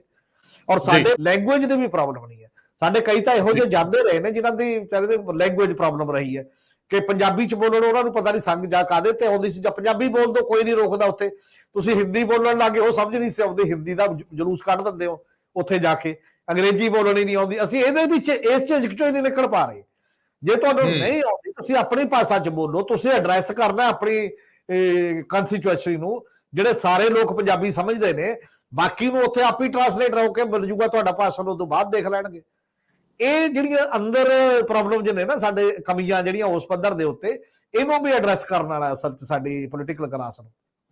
ਮੈਂ ਸਰਦਾਰ ਜਗਤਾਰ ਸਿੰਘ ਜੀ, ਆਖਰ ਦੇ ਵਿੱਚ ਅਸੀਂ ਇੱਕ ਰਾਉਂਡ ਲਵਾਂਗੇ, ਕੋਸ਼ਿਸ਼ ਕਰਾਂਗੇ ਸੰਖੇਪ ਦੇ ਵਿੱਚ ਹੀ ਰਹੀਏ। ਸਵਾਲ ਇਸ ਗੱਲ ਦਾ ਹੈ, ਹਾਲਾਂਕਿ ਹੁਣੇ ਇੱਕ ਖਬਰ ਵੀ ਨਿਕਲ ਕੇ ਆ ਰਹੀ ਸੀਗੀ ਕਿ ਰਾਹੁਲ ਗਾਂਧੀ ਨੂੰ ਜਿਹੜਾ ਸਟੇਟ ਦਫ਼ਤਰ ਹੈ ਉੱਥੋਂ ਬੰਗਲਾ ਅਲਾਟ ਕਰਨ ਲਈ ਪੁਰਾਣੇ ਬੰਗਲੇ ਦੀ ਪੇਸ਼ਕਸ਼ ਕੀਤੀ ਗਈ ਹੈ, ਜਿਹੜਾ 12 ਤੁਗਲਕ ਲੇਨ ਤੇ ਉਹਨਾਂ ਦੀ ਪਹਿਲੀ ਰਿਹਾਇਸ਼ ਸੀ। ਅਜੇ ਰਾਹੁਲ ਗਾਂਧੀ ਨੇ ਕੋਈ ਫੈਸਲਾ ਨਹੀਂ ਲਿਆ। ਮੈਨੂੰ ਲੱਗਦਾ ਹੁਣ ਸੱਤਾ ਚਾਹੁੰਦੀ ਹੈ ਕਿ ਕਿਤੇ ਹੋਰ ਹਮਦਰਦੀ ਨਾ ਮਿਲੇ, ਇਸ ਕਰਕੇ ਇਸ ਚੈਪਟਰ ਨੂੰ ਜਿੰਨੀ ਛੇਤੀ ਕਲੋਜ਼ ਕੀਤਾ ਜਾ ਸਕੇ ਕੀਤਾ ਜਾਵੇ। ਲੇਕਿਨ ਇਸੇ ਸਮੇਂ ਮਨੀਪੁਰ ਦੇ ਨਜ਼ਰੀਏ ਤੋਂ ਜਿਹੜੀ ਬਹਿਸ ਹੋ ਰਹੀ ਹੈ ਬੇਭਰੋਸਗੀ ਦੇ ਮਤੇ ਦੇ ਉੱਤੇ, ਉਹ ਬੜੀ ਅਹਿਮ ਆ। ਲੇਕਿਨ ਉੱਥੇ ਪ੍ਰਧਾਨ ਮੰਤਰੀ ਦਾ ਗੈਰ ਹਾਜ਼ਰ ਹੋਣਾ, ਪ੍ਰਧਾਨ ਮੰਤਰੀ ਦਾ ਉਸ ਮੌਕੇ ਤੇ ਨਾ ਹੋਣਾ, ਔਰ ਇਸ ਬਹਿਸ ਨੇ ਇਹ ਨਿਰਧਾਰਿਤ ਵੀ ਕਰਨਾ ਹੈ ਕਿ ਇਸ ਤਰ੍ਹਾਂ ਦੇ ਨਾਜ਼ੁਕ ਸੰਵੇਦਨਸ਼ੀਲ ਮਾਮਲਿਆਂ ਦੇ ਉੱਤੇ ਘੱਟ ਗਿਣਤੀਆਂ ਦੇ ਨਜ਼ਰੀਏ ਤੋਂ ਜਿਹੜੀਆਂ ਚੀਜ਼ਾਂ ਨੇ ਉਹਨਾਂ ਦੇ ਉੱਤੇ ਸਾਡੇ ਸਾਂਸਦ, ਸਾਡੇ ਸੰਸਦ ਦੇ ਪਾਰਲੀਮੈਂਟ ਦੇ ਮੈਂਬਰ ਉਹ ਕਿੰਨੇ ਸੰਵੇਦਨਸ਼ੀਲ ਨੇ, ਉਹਨਾਂ ਦੀ ਸੰਵੇਦਨਾ ਕਿੰਨੀ ਕੁ ਹੈ, ਇਹ ਜ਼ਰੂਰ ਜ਼ਰਾ ਇਹਦੇ ਉੱਤੇ ਅਗਲੀ ਗੱਲ ਕਰ ਦਿਓ। ਇਸ ਨੋ ਕੌਨਫੀਡੈਂਸ ਮੋਸ਼ਨ ਦਾ ਮਤਲਬ ਉਹ ਸਰਕਾਰ ਡੇਗਣ ਦਾ ਨਹੀਂ ਹੈ। ਸਭ ਨੂੰ ਪਤਾ ਹੈ ਵੀ ਕਿਹਦੀ ਕਿੰਨੀ ਸਟਰੈਂਥ ਹੈ। ਬੇਸਿਕ ਪਰਪਸ ਜਿਹੜਾ ਨੈਸ਼ਨਲ ਲੈਵਲ ਤੇ ਹੈ ਉਹ ਇਸ਼ੂ ਫੋਕਸ ਕਰਨ ਦਾ ਹੈ। ਇੱਕ ਟ੍ਰੈਡੀਸ਼ਨ ਹੁੰਦੀ ਹੈਗੀ ਹੈ ਲਗਾਤਾਰ ਹੀ, ਸਟੇਟਸ ਦੇ ਵਿੱਚ ਵੀ ਹੁੰਦੀ ਹੈ ਤੇ ਮੇਰੇ ਖਿਆਲ ਪਾਰਲੀਮੈਂਟ ਦੇ ਵਿੱਚ ਵੀ ਹੁੰਦੀ ਹੈ ਕਿ ਜਦੋਂ ਨੋ ਕੌਨਫੀਡੈਂਸ ਮੋਸ਼ਨ ਤੇ ਬਹਿਸ ਸ਼ੁਰੂ ਹੁੰਦੀ ਹੈ ਤੇ ਲੀਡਰ ਆਫ ਦੀ ਹਾਊਸ ਮਤਲਬ ਕਿ ਪ੍ਰਾਈਮ ਮਿਨਿਸਟਰ ਉੱਥੇ ਪ੍ਰੈਜ਼ੈਂਟ ਹੁੰਦਾ ਹੈ। ਨੋ ਕੌਨਫੀਡੈਂਸ ਮੋਸ਼ਨ ਤਾਂ ਪ੍ਰਾਈਮ ਮਿਨਿਸਟਰ ਦੇ ਖਿਲਾਫ ਹੈ, against the council of ministers. Prime minister is the council of ministers symbol of. ਮੈਂ ਹੈਰਾਨ ਸੀ ਅੱਜ ਕਿ ਮੋਦੀ ਜੀ ਮੈਨੂੰ ਬੈਠੇ ਨਜ਼ਰ ਨਹੀਂ ਆਏ। ਮੈਂ ਕਾਫੀ ਬਹਿਸ ਸੁਣੀ ਅੱਜ, ਲੇਕਿਨ ਲਗਾਤਾਰ ਮੋਦੀ ਜੀ ਐਬਸੈਂਟ ਸੀਗੇ। ਮਤਲਬ ਉਹ ਕੀ ਗੱਲ ਹਾਊਸ ਨੂੰ ਕੋਈ ਸਮਝਦੇ ਨਹੀਂ ਗੱਲ ਕੀ ਹੈ। ਲਗਾਤਾਰ ਉਹਨਾਂ ਦੀ ਚੁੱਪੀ ਇਸ ਐਡੇ ਵੱਡੇ ਇਸ਼ੂ ਤੇ। ਰਾਦਰ ਹਾਊਸ ਦੇ ਵਿੱਚ ਜਦੋਂ ਬਹਿਸ ਓਪਨ ਕੀਤੀ ਗਈ ਗੌਰਵ ਗੋਗੋਈ ਕਾਂਗਰਸ ਦੇ, ਉਹਨਾਂ ਨੇ 3-4 ਪੁਆਇੰਟ ਰੱਖੇ। ਉਹਨਾਂ ਨੇ ਇੱਕ ਇਹਨਾਂ ਦੀ ਚੁੱਪੀ ਮਨੀਪੁਰ ਦੇ ਇਸ਼ੂ ਤੇ, ਦੂਸਰੀ ਚੁੱਪੀ ਜਿਹੜੀ ਵਿਮਨ ਰੈਸਲਰਸ ਦਾ ਮਾਮਲਾ ਸੀਗਾ ਉਹ ਤੋਂ ਹੀ ਮੋਦੀ ਜੀ ਚੁੱਪ ਰਹੇ। ਹੁਣ ਜਦੋਂ ਨੋ ਕੌਨਫੀਡੈਂਸ ਮੋਸ਼ਨ ਤੇ ਬਹਿਸ ਸ਼ੁਰੂ ਹੋ ਗਈ, ਮੋਦੀ ਜੀ ਹੁਣ ਵੀ ਹਾਊਸ ਦੇ ਵਿੱਚ ਨਹੀਂ ਸੀਗੇ। ਇਹ ਬੜੇ ਵੱਡੇ ਇਸ਼ੂਜ਼ ਹੈਗੇ ਆ ਕਿ ਤੁਸੀਂ ਜੇ ਤੁਹਾਡੀ ਮੈਜੋਰਟੀ ਹੈ ਤੁਸੀਂ ਸਟ੍ਰੀਮ ਰੋਲ ਕਰਕੇ ਰਾਜ ਕਰਨਾ ਵੱਖਰੀ ਗੱਲ ਹੁੰਦੀ ਹੈ, ਲੇਕਿਨ ਜੋ ਸਾਰੇ ਲੋਕਾਂ ਨੂੰ ਨਾਲ ਲੈ ਕੇ ਚੱਲਣਾ ਹੁੰਦਾ ਉਹ ਗੱਲ ਵੱਖਰੀ ਹੁੰਦੀ ਹੈ। ਇਸ ਵੇਲੇ ਮੁਲਕ ਨੂੰ ਵੰਡਿਆ ਜਾ ਰਿਹਾ ਹੈ। ਲਗਾਤਾਰ ਜਿਹੜੀ ਸਿਆਸਤ ਚੱਲ ਰਹੀ ਹੈ ਉਹਦੇ ਵਿੱਚੋਂ ਰਾਹੁਲ ਗਾਂਧੀ ਦੀ ਲੀਡਰਸ਼ਿਪ ਇਮਰਜ ਹੋ ਰਹੀ ਹੈ। ਇਹ ਬੀਜੇਪੀ ਨੂੰ ਘੱਟੋ ਘੱਟ ਇਹ ਰਿਅਲਾਈਜ਼ ਹੋਣਾ ਚਾਹੀਦਾ ਹੈ ਕਿ ਜਿਹੜੀ ਉਹਨਾਂ ਦੀ ਸਿਆਸਤ ਹੈ ਉਹ ਰਾਹੁਲ ਗਾਂਧੀ ਨੂੰ ਮੁੜ ਕੇ ਰਿਵਾਈਵ ਕਰ ਰਹੀ ਹੈ। ਸੋ ਉਸ ਕੰਟੈਕਸਟ ਦੇ ਵਿੱਚ ਇਹ ਜ਼ਰੂਰੀ ਹੈ ਕਿ ਰਾਹੁਲ ਗਾਂਧੀ ਦੇ ਉੱਤੇ ਫੋਕਸ ਘੱਟ ਕਰਕੇ ਉਹ ਆਪਣੇ ਜਿਹੜੇ ਬਾਕੀ ਇਸ਼ੂਜ਼ ਹੈ ਉਹ ਤੇ ਫੋਕਸ ਕਰਨ। ਇਹ ਘਰ ਅਲਾਟ ਕਰਨਾ, ਇਹ ਸਾਰੀਆਂ ਗੱਲਾਂ ਇਹ ਪੈਰੀਫੈਰਲ ਹੈਗੀਆਂ ਤੇ ਹੁਣ ਇੱਕ ਲੀਗਲ ਪ੍ਰੋਸੈਸ ਹੈ ਉਹਦੇ ਵਿੱਚੋਂ ਸਾਰਾ ਕੁਝ ਹੀ ਹੋਏਗਾ। ਲੇਕਿਨ ਬੇਸਿਕ ਇਸ਼ੂ ਇਸ ਵੇਲੇ ਜਿਹੜੀ ਨੈਸ਼ਨਲ ਲੈਵਲ ਦੀ ਸਿਆਸਤ ਹੈ ਉਹ ਤੇ ਪਾਰਲੀਮੈਂਟ ਦਾ ਫੋਕਸ ਹੈ। ਜੀ ਬਿਲਕੁਲ ਠੀਕ ਹੈ ਤੁਹਾਡੀ ਗੱਲ। ਇਸ ਵੇਲੇ ਸਭ ਤੋਂ ਸੈਂਸਿਟਿਵ ਮੁੱਦੇ ਤੇ ਗੱਲ ਹੋ ਰਹੀ ਹੈ। ਗੱਲ ਸਹੇ ਦੀ ਨਹੀਂ, ਗੱਲ ਪਏ ਦੀ ਆ। ਔਰ ਜਿਸ ਤਰ੍ਹਾਂ ਦੀ ਪੋਲਿਟਿਕਸ ਰੰਗ ਸਰੂਪ ਬਦਲ ਰਹੀ ਹੈ, ਜਿਸ ਤਰੀਕੇ ਨਾਲ ਹੁਣ ਮਨੀਪੁਰ 'ਚ ਹੋਇਆ, ਥੋੜੀ ਦੇਰ 'ਚ ਹਰਿਆਣੇ ਦੇ ਵਿੱਚ ਵੀ ਉਹਦਾ ਇੱਕ ਟ੍ਰੇਲਰ ਦੇਖਿਆ ਗਿਆ। ਸਰਦਾਰ ਹਮੀਰ ਸਿੰਘ ਜੀ, ਮੈਂ ਚਾਹੂੰਗਾ ਕਿ ਤੁਸੀਂ ਆਖਰੀ ਲਫ਼ਜ਼ ਇਹਦੇ ਉੱਤੇ ਜਿਹੜੀ ਬਹਿਸ ਚੱਲ ਰਹੀ ਆ ਬੇਭਰੋਸਗੀ ਦੇ ਮਤੇ ਦੇ ਉੱਤੇ, ਸੰਕੇਤਕ ਹੈ ਕਿਉਂਕਿ ਕੋਈ ਜਿੱਤ ਪ੍ਰਾਪਤ ਹੋਣ ਵਾਲੀ ਗੱਲ ਨਹੀਂ। ਨੋ ਡਾਊਟ ਭਾਜਪਾ ਬੜੇ ਸੌਖਿਆਂ ਇਹਨੂੰ ਪ੍ਰਾਪਤ ਕਰ ਲੂਗੀ, ਲੇਕਿਨ ਇਹਨੇ ਡਿੱਗ ਤਾਂ ਜਾਣਾ ਹੀ ਆ ਇਸ ਮਤੇ ਨੇ, ਬੇਭਰੋਸਗੀ ਵਾਲੇ ਨੇ। ਲੇਕਿਨ ਇਹਦੇ ਵਿੱਚੋਂ ਬਹਿਸ ਵਿੱਚੋਂ ਕੀ ਨਿਕਲ ਕੇ ਆਉਂਦਾ, ਇਹਦੇ ਨਾਲ ਦੇਸ਼ ਦੀ ਰਾਜਨੀਤੀ ਨਿਰਧਾਰਿਤ ਹੋਵੇਗੀ। ਅਸਲ ਦੇ ਵਿੱਚ ਇਹ ਹੈ ਕਿ ਜਿਹੜੀਆਂ ਪਾਰਲੀਮੈਂਟਰੀ ਡੈਮੋਕ੍ਰੇਸੀ ਜਿਹਨੇ ਸਾਰੀਆਂ ਕਿਤੇ ਸਾਰੇ ਜਗ੍ਹਾ ਟ੍ਰੈਡੀਸ਼ਨ ਹੈ, ਸਾਡੇ ਵੀ ਇਹ ਟ੍ਰੈਡੀਸ਼ਨ ਹੈ, ਰਵਾਇਤ ਹੈ ਕਿ ਜਦੋਂ ਹਾਊਸ ਚੱਲ ਰਿਹਾ ਹੋਵੇ, ਉਹ ਵਿਧਾਨ ਸਭਾ ਦਾ ਜਾਂ ਪਾਰਲੀਮੈਂਟ ਦਾ, ਜਿਹੜਾ ਲੀਡਰ ਆਫ ਦੀ ਹਾਊਸ ਹੁੰਦਾ ਹੈ ਔਰ ਜਿਹੜਾ ਖਾਸ ਤੌਰ ਤੇ ਇੱਥੇ ਚੀਫ ਮਿਨਿਸਟਰ ਤੇ ਉੱਥੇ ਪ੍ਰਧਾਨ ਮੰਤਰੀ, ਉਹ ਜਿੰਨਾ ਕੋਈ ਐਮਰਜੈਂਸੀ ਕੰਮ ਕਿਤੇ ਬਾਹਰ ਨਾ ਹੋਵੇ ਤਾਂ ਉਹ ਹਾਊਸ 'ਚ ਬਹਿਣਾ ਹੁੰਦਾ ਔਰ ਬਹਿੰਦੇ ਨੇ, ਔਰ ਬਹਿੰਦੇ ਆਏ ਨੇ ਲੋਕ ਟੋਟਲ ਹਾਊਸ 'ਚ, ਕਿ ਕਿਉਂਕਿ ਉਹ ਕਦਰ ਕਰਦੇ ਨੇ ਡੈਮੋਕ੍ਰੇਸੀ ਦੀ ਵੀ ਚੁਣੇ ਹੋਏ ਨੁਮਾਇੰਦੇ ਦੇਸ਼ ਦੇ ਸਾਰੇ ਬੈਠ ਕੇ ਆਪਣੀ ਗੱਲ ਸੁਣਨਗੇ ਤੇ ਪ੍ਰਾਈਮ ਮਿਨਿਸਟਰ ਜਾਂ ਚੀਫ ਮਿਨਿਸਟਰ ਦੀ ਜ਼ਿੰਮੇਵਾਰੀ ਹੈ ਵੀ ਉਹ ਸਭ ਦੀ ਗੱਲ ਸੁਣੇ, ਡਾਇਵਰਸਿਟੀ 'ਚ ਫੀਡਬੈਕ ਆਵੇ, ਕੀ ਕਰਨਾ ਕਿਵੇਂ ਕਰਨਾ। ਜੇ ਤੁਹਾਡੀ ਨੀਅਤ ਸਿੱਧੀ ਹੋਵੇ ਮੈਂ ਪ੍ਰੋਬਲਮ ਸੋਲਵ ਕਰਨੀਆਂ ਨੇ ਤਾਂ ਇਹ ਸਭ ਤੋਂ ਬੜੇ ਪਲੇਟਫਾਰਮ ਨੇ, ਤੁਸੀਂ ਸੁਣਦੇ ਹੋ। ਇਹ ਐਰੋਗੈਂਸ ਤੇ ਹੰਕਾਰ ਦਾ ਪ੍ਰਤੀਕ ਹੁੰਦਾ ਹੈ ਕਿ ਮੈਨੂੰ ਸਭ ਕੁਝ ਪਤਾ, ਤੁਸੀਂ ਕੀ ਕਹਿਣਾ, ਤੁਸੀਂ ਨੁਮਾਇੰਦੇ ਹੋ, ਚੁਣ ਕੇ ਆ ਗਏ ਉੱਥੇ ਜੋ ਜਾਬਾਂ ਦਾ ਭੇੜਾ ਕਰਕੇ ਮੁੜ ਜਿਓ ਤੇ ਮੈਂ ਕੀ ਲੈਣਾ ਤੁਹਾਡੇ ਤੋਂ। ਏਦੂ ਵੱਡੀ ਐਰੋਗੈਂਸ ਤੇ ਏਦੂ ਵੱਡਾ ਹੰਕਾਰ, ਏਦੂ ਵੱਡੀ ਤੋਹੀਨ ਜਿਹੜੀ ਹੈ ਚੁਣੇ ਹੋਏ ਸਦਨ ਦੀ, ਵਿਧਾਨ ਪਾਲਿਕਾ ਦੀ, ਮੇਰਾ ਨਹੀਂ ਖਿਆਲ ਕਿ ਕੋਈ ਐਗਜ਼ੈਕਟਿਵ ਹੈਡ ਕਰ ਸਕਦਾ ਹੋਵੇ ਕਦੇ ਵੀ ਜਿਹੜਾ ਗਵਰਨਮੈਂਟ ਦੇ ਵਿੱਚ ਗਿਆ। ਇਹ ਕਾਰਜਪਾਲਿਕਾ ਤੇ ਵਿਧਾਨ ਪਾਲਿਕਾ ਦੇ ਸੰਬੰਧਾਂ ਦਾ ਕੁਐਸਚਨ ਹੈ। ਇਹ ਆਪਸੀ ਜਿਹੜੇ ਸਵਾਲ ਨੇ ਨਾ ਪਾਵਰ ਸ਼ੇਅਰਿੰਗ ਦੇ, ਨਿਆਂਪਾਲਿਕਾ ਕਾਰਜਪਾਲਿਕਾ ਤੇ ਵਿਧਾਨ ਪਾਲਿਕਾ ਦੇ ਵਿੱਚ, ਤੁਸੀਂ ਕਾਰਜਪਾਲਿਕਾ ਨੂੰ ਇਸ ਹੱਦ ਤੱਕ ਰੌਂਦ ਕੇ ਲਿਜਾ ਰਹੇ ਹੋ ਕਿ ਕਿੱਧਰ ਨਿਆਂਪਾਲਿਕਾ ਕਿੱਧਰ ਵਿਧਾਨ ਪਾਲਿਕਾ, ਮੈਂ ਜੋ ਹਾਂ ਤੇ ਸੁਪਰੀਮ ਲੀਡਰ ਹੈਗਾ। ਤੁਹਾਡੀ ਕੋਈ ਪਰਵਾਹ ਨਹੀਂ ਹੈ ਕਿਸੇ ਦੀ। ਇਹ ਬੁਨਿਆਦੀ ਕੁਐਸਚਨ ਹੈ ਸੰਵਿਧਾਨਕ ਡੈਮੋਕ੍ਰੇਸੀ ਦਾ ਤੇ ਪੈਰਲਲ ਜਿਹੜੀ ਜਮਹੂਰੀਅਤ ਦਾ ਕੁਐਸਚਨ ਹੈ ਕਿ ਜਮਹੂਰੀਅਤ ਕਿੱਧਰ ਜਾ ਰਹੀ ਹੈ ਉਸ ਮਾਮਲੇ ਦੇ ਵਿੱਚ। ਦੂਜੀ ਗੱਲ ਇਸ ਕਰਕੇ ਜ਼ਰੂਰੀ ਹੈ ਕਿਉਂਕਿ ਜਿਹੜੀ ਆਪੋਜੀਸ਼ਨ ਸੀ, ਜਿਹੜਾ ਇੰਡੀਆ ਦੇ ਨਾਂ ਤੇ ਅਲਾਇੰਸ ਬਣਿਆ ਹੋਇਆ ਹੈ, ਉਹਨੇ ਰਾਜ ਸਭਾ 'ਚ ਵੀ ਕਿਹਾ ਕਿ ਜਿਹੜਾ ਰੂਲ ਬੁੱਕ ਦੇ ਜਿਹੜੀ ਵਿਧਾਨ ਸਭਾ ਰਾਜ ਸਭਾ ਦੀ ਰੂਲ ਬੁੱਕ ਹੈ ਉਹਦਾ ਸੈਕਸ਼ਨ 267 ਹੈ, ਰੂਲ 267 ਹੈ, ਉਹਦੇ ਤਹਿਤ ਬਹਿਸ ਕਰਾਓ ਇਸ ਮਾਮਲੇ ਦੇ।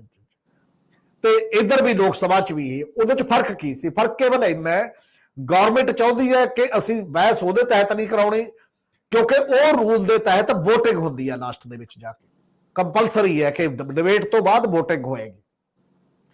ਤੇ ਜਿੱਥੇ VOTING ਹੁੰਦੀ ਹੈ ਉੱਥੇ ਪ੍ਰਾਈਮ ਮਿਨਿਸਟਰ ਨੂੰ ਵੀ ਆਉਣਾ ਤੇ ਬਾਕੀ ਸਾਰੀਆਂ ਚੀਜ਼ਾਂ ਦੀ ਲੋੜ ਹੈ ਤੇ ਉਹ ਚਾਹੇ ਬਹਿਸ ਤੁਸੀਂ ਕਰ ਲਓ ਤਾਂ ਕੋਈ ਬੜਾ ਉਹ ਨਹੀਂ ਹੁੰਦਾ। ਔਰ ਜਦੋਂ ਤੁਸੀਂ ਉਹਦੇ ਲਈ ਨਹੀਂ ਮੰਨ ਰਹੇ ਕਿਸੇ ਵੀ ਰੂਪ ਦੇ ਵਿੱਚ ਤਾਂ ਫਿਰ ਤੁਹਾਡੇ ਕੋਲ ਇੱਕੋ ਇੱਕ ਆਪੋਜੀਸ਼ਨ ਕੋਲ ਫੰਡਾ ਰਹਿ ਗਿਆ ਸੀ, ਫਿਰ ਨੋ ਕੌਨਫੀਡੈਂਸ ਮੋਸ਼ਨ ਦੇ ਦਿਓ, ਉਹਦੇ 'ਚ ਤਾਂ VOTING ਹੋਣੀ ਹੈ, ਚਾਹੇ ਤੁਸੀਂ ਘੱਟ ਹੋ ਚਾਹੇ ਵੱਧ ਹੋ, ਚਾਹੇ 4 ਬੰਦੇ ਹੋ ਚਾਹੇ ਜਿੰਨੇ ਮਰਜ਼ੀ ਬੰਦੇ ਹੋ। ਇਸ ਮਜਬੂਰੀ 'ਚੋਂ ਨੋ ਕੌਨਫੀਡੈਂਸ ਮੋਸ਼ਨ ਆਇਆ ਤਾਂ ਕਿ ਅਥਾਰਟੀ ਐਸਟੈਬਲਿਸ਼ ਕੀਤੀ ਜਾਵੇ ਜਿਹੜੀ ਹਾਊਸ ਦੀ ਹੈ। ਔਰ ਪ੍ਰਧਾਨ ਮੰਤਰੀ ਆਏ ਨਹੀਂ ਕਿ ਕਿਤੇ ਤੁਰੇ ਫਿਰਦੇ ਨੇ ਜਾਂ ਕਿਤੇ ਐਡੇ ਜ਼ਿਆਦਾ ਬਿਜੀ ਨੇ। ਅੱਜ ਹੀ ਸਵੇਰੇ ਉਹ ਪਾਰਲੀਮੈਂਟਰੀ ਗਰੁੱਪ ਦੀ ਬੀਜੇਪੀ ਦੀ ਮੀਟਿੰਗ ਨੂੰ ਸੰਬੋਧਨ ਕਰਦੇ ਨੇ, ਉਹੀ ਗੱਲਾਂ ਕਰਦੇ ਨੇ ਕਿ ਘਮੰਡੀ ਅਲਾਇੰਸ ਹੈ, ਇਹ ਹੋਰ ਕੋਈ ਅਲਾਇੰਸ ਨਹੀਂ। ਔਰ ਬੀਜੇਪੀ ਵਾਲਿਆਂ ਨੂੰ ਤਾਂ ਰੋਜ਼ ਸੰਬੋਧਨ ਕਰਦੇ ਨੇ, ਉਹ ਬਾਹਰ ਜਾ ਇੱਧਰ ਕਿਤੇ ਜਾ ਕੇ ਜਨਤਕ ਉਦਘਾਟਨ ਕਰ ਦੇਣਗੇ ਕਿਤੇ ਹੋਰ। ਇਹਦਾ ਮਤਲਬ ਇਹ ਹੁੰਦਾ ਕਿ ਬਾਹਰ ਪਾਵਰ ਤੁਰੀ ਫਿਰ ਰਹੀ ਹੈ, ਪਾਰਲੀਮੈਂਟ ਦੇ ਵਿੱਚ ਉਹ ਨਹੀਂ ਉਹ ਨਿਭਾਉਣ ਲਈ ਤਿਆਰ। ਮੈਨੂੰ ਪਿਕਚਰ ਯਾਦ ਆ ਰਹੀ ਹੈ ਜਦੋਂ ਪਹਿਲੀ ਵਾਰ ਉਹ ਚੁਣ ਕੇ ਆਏ 2014 ਚ, ਕਿਵੇਂ ਲੰਮੇ ਪੈ ਕੇ ਸੰਸਦ ਭਵਨ ਦੇ ਸਾਹਮਣੇ ਕਿ ਮੈਂ ਬਾਹਰੋਂ ਆਇਆ ਪਹਿਲੀ ਵਾਰ ਬੰਦਾ ਤੇ ਮੈਂ ਤਾਂ ਇੱਥੇ ਦਿੱਲੀ ਦੇ ਪਾਵਰ ਦਾ ਬੰਦਾ ਨਹੀਂ ਆ, ਤੇ ਲੇਟ ਕੇ ਜਿਵੇਂ ਨਤਮਸਤਕ ਹੋਏ ਸੀ। ਉਹ ਨਤਮਸਤਕ ਹੋਣਾ ਇਹ ਲੱਗਦਾ ਸੀ ਵੀ ਸ਼ਾਇਦ ਪ੍ਰਧਾਨ ਮੰਤਰੀ ਵੈਲਿਊ ਸਮਝਣਗੇ ਫਿਰ ਇਸ ਹਾਊਸ ਦੀ, ਤਾਂ ਇਸੇ ਲੈਵਲ ਦੀ ਕੱਲੇ ਬੰਦੇ ਦੀ ਵੈਲਿਊ ਹੁੰਦੀ ਆ ਪਾਰਲੀਮੈਂਟ 'ਚ ਜਿਹੜਾ ਇੰਨੇ ਲੱਖ ਬੰਦਿਆਂ ਨੂੰ ਰਿਪਰੈਜ਼ੈਂਟ ਕਰਕੇ ਜਾਂਦਾ। ਤੇ ਜਦੋਂ ਤੁਸੀਂ ਇਹਦੇ ਬਿਲਕੁਲ ਹੀ ਉਲਟ ਬਿਹੇਵ ਕਰਦੇ ਹੋ ਔਰ ਨਾਲ ਦੀ ਨਾਲ ਇੱਕ ਇਹ ਟ੍ਰੈਡੀਸ਼ਨ ਹੈ, ਕੋਈ ਵੀ ਵੱਡਾ ਐਲਾਨ ਜਦੋਂ ਹਾਊਸ ਚੱਲ ਰਿਹਾ ਹੁੰਦਾ ਹਾਊਸ ਤੋਂ ਬਾਹਰ ਨਹੀਂ ਹੋ ਸਕਦਾ। ਉਹ ਤੁਹਾਨੂੰ ਆ ਕੇ ਪ੍ਰਾਇੋਰਟੀ ਉਹਦਾ ਮਾਣ ਰੱਖਣ ਲਈ, ਸਨਮਾਨ ਲਈ ਹਾਊਸ ਦੇ ਅੰਦਰ ਕਰਨਾ ਪੈਂਦਾ ਹੈ। ਉਦੋਂ ਬਾਅਦ ਬਾਹਰੋਂ ਪਤਾ ਲੱਗ ਜੇ ਤਾਂ ਅਲੱਗ ਗੱਲ ਹੈ। ਇਹ ਬਹੁਤ ਸਟਰੋਂਗ ਟ੍ਰੈਡੀਸ਼ਨ ਜਿਹਨੇ ਡੈਮੋਕ੍ਰੇਸੀ ਦੀ ਐਸੇ ਕਰਕੇ ਜਿਹੜੀਆਂ ਪਈਆਂ ਨੇ, ਜਿਹਨਾਂ ਦੀ ਸਭ ਦੀਆਂ ਧੱਜੀਆਂ ਉੱਡ ਰਹੀਆਂ ਨੇ ਔਰ ਕਿਸੇ ਦੀ ਕੋਈ ਗੱਲ ਨਹੀਂ, ਉਹਦੇ ਕਰਕੇ ਇਹ ਹੋਣਾ। ਹੁਣ ਪ੍ਰਧਾਨ ਮੰਤਰੀ ਕਹਿੰਦੇ ਨੇ ਪਰਸੋਂ 10 ਤਰੀਕ ਨੂੰ ਜਵਾਬ ਦੇਣਗੇ। ਪਾਰਲੀਮੈਂਟ ਆਪਦਾ ਕੰਮ ਕਰਦੇ ਹੋ, ਪ੍ਰਧਾਨ ਮੰਤਰੀ ਆਉਣਗੇ ਆਪਣੇ, ਉਹ ਫਿਰ ਸਾਰੀਆਂ ਆ ਕੇ ਘੰਟਾ ਡੇਢ ਘੰਟਾ ਜੋ ਵੀ ਬੋਲਣਗੇ ਬੋਲ ਕੇ ਫਿਰ ਚਲੇ ਜਾਣਗੇ। ਇੰਨਾ ਕੰਮ ਹੋਊਗਾ। ਇਹਦਾ ਮਤਲਬ ਪਾਰਲੀਮੈਂਟ ਸਾਹਮਣੇ ਜਵਾਬਦੇਹੀ ਨਹੀਂ, ਪ੍ਰੈਸ ਕਾਨਫਰੰਸ ਤੁਸੀਂ ਨਹੀਂ ਕਰਨਾ ਚਾਹੁੰਦੇ, ਲੋਕਾਂ ਸਾਹਮਣੇ ਜਵਾਬਦੇਹੀ ਨਹੀਂ, ਪਾਰਲੀਮੈਂਟ 'ਚ ਜਾ ਕੇ ਤੁਸੀਂ ਬੈਠ ਕੇ ਗੱਲ ਨਹੀਂ ਸੁਣਨਾ ਚਾਹੁੰਦੇ, ਉਧਰ ਜਵਾਬਦੇਹੀ ਨਹੀਂ। ਤਾਂ ਜਦੋਂ ਜਵਾਬਦੇਹੀ ਖਤਮ ਹੋ ਜਾਂਦੀ ਹੈ ਕਿਸੇ ਸਿਸਟਮ ਦੇ ਵਿੱਚ, ਉਹਨੂੰ ਕੋਈ ਵੀ ਨਾਂ ਦਿਓ, ਪਰ ਉਹ ਡੈਮੋਕ੍ਰੇਟਿਕ ਕੰਟਰੀ ਜਾਂ ਡੈਮੋਕ੍ਰੇਟਿਕ ਪ੍ਰਿੰਸੀਪਲ ਨਹੀਂ ਰਹਿੰਦਾ, ਉਹ ਸਿਧਾਂਤ ਨਹੀਂ ਚੱਲ ਰਹੇ ਉਸ ਲੈਵਲ। ਬਹੁਤ ਮਿਹਰਬਾਨੀ, ਬਹੁਤ ਧੰਨਵਾਦ। Thank you. ਸ਼ੁਕਰੀਆ।